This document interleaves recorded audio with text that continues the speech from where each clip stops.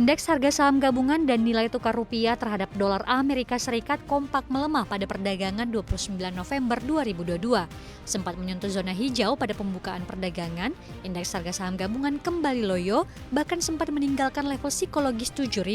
Sejatinya gerak IHSG memang sudah sideways dalam 2 bulan terakhir.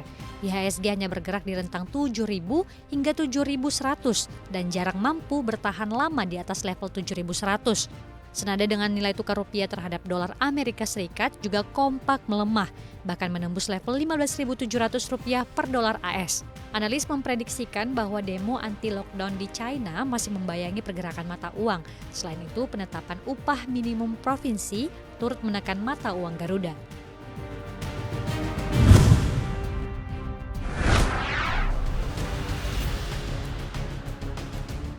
Gubernur Jawa Tengah Ganjar Pranowo mengancam akan menggerebek tambang ilegal yang meresahkan masyarakat.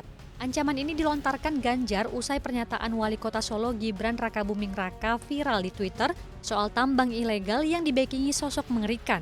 Ganjar langsung mengadakan rapat koordinasi dengan Bupati dan Wali Kota menyikapi masalah tambang ilegal pada 28 November 2022. Ganjar mengatakan seluruh pemimpin daerah di Jawa Tengah sepakat membuat desk pelaporan untuk menerima laporan masyarakat. Menurut Ganjar, dari laporan ini, pemerintah dapat bertindak untuk menata tambang ilegal. Ganjar memastikan tambang ilegal yang sudah berjalan tidak akan langsung ditutup, tetapi pemerintah akan membantu perizinannya. Pemerintah akan menyiapkan transisi hingga edukasinya agar proses legalisasi tambang berjalan mulus tanpa konflik.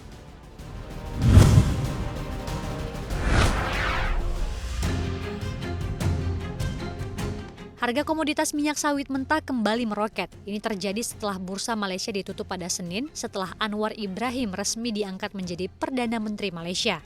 Harga CPO melambung 2% lebih hingga bertengger ke level Rp4.239 Malaysia per ton.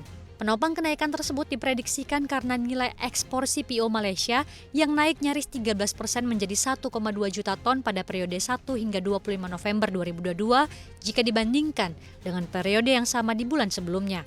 Pasar nabati juga didukung oleh pembicaraan bahwa pemerintah Indonesia akan kembali merubah kebijakan domestic market obligation. Pemerintah Indonesia akan mengizinkan perusahaan mengekspor 5 kali dari volume penjualan domestiknya alias 5:1. Rasio tersebut turun dari kondisi saat ini yakni 9:1.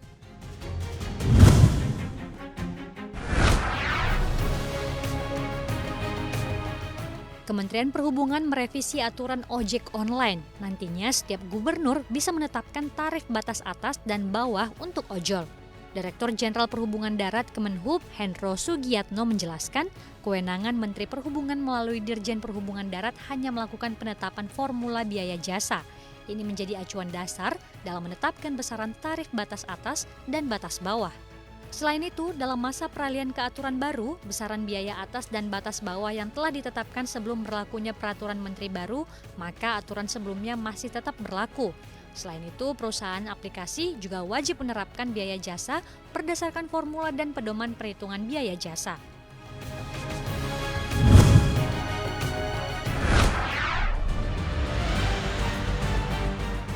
Regulator Irlandia mendenda perusahaan induk Facebook Meta Platforms senilai 275 juta dolar Amerika Serikat atau sebesar 4,3 triliun rupiah. Meta dinilai melanggar Undang-Undang Privasi Data Eropa yang dikenal sebagai Peraturan Perlindungan Data Umum. Induk dari Facebook itu dituding gagal mencegah peretas menyedot informasi pribadi lebih dari 500 juta pengguna Facebook dalam kebocoran data pada 2019.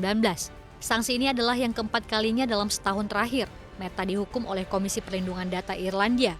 Sejak musim gugur 2021, Komisi Perlindungan Data Irlandia telah menjatuhkan denda kepada Meta sebesar 912 juta euro atas dugaan pelanggaran data pribadi. Regulator juga menjatuhkan teguran dan perintah yang mengharuskan Meta mematuhi proses regulator dengan mengambil serangkaian perbaikan dalam kerangka waktu yang ditentukan. Sementara itu, juru bicara Meta mengatakan pihaknya sedang meninjau keputusan Komisi Perlindungan Data tersebut dengan hati-hati dan telah bekerja sama sepenuhnya dengan penyelidikan agensi.